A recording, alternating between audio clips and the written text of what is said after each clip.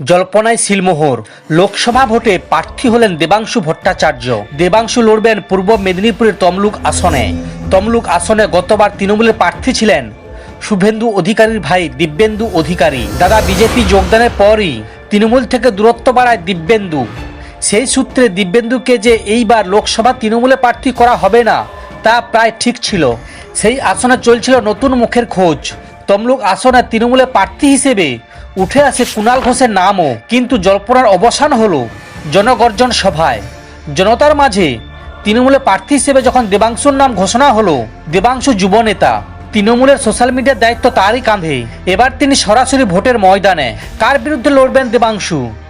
লড়াই কি আদৌ সহজ হবে? তমলুক আসনে বিজেপির সম্ভাব্য প্রার্থী অবসরপ্রাপ্ত বিচারপতি অভিজিৎ গাঙ্গুলি। ইতিমধ্যে তার পক্ষে দেওয়াল লিখনও শুরু হয়ে গিয়েছে তমলুকে। তাহলে দেবাংশু লড়াই কি সহজ হবে?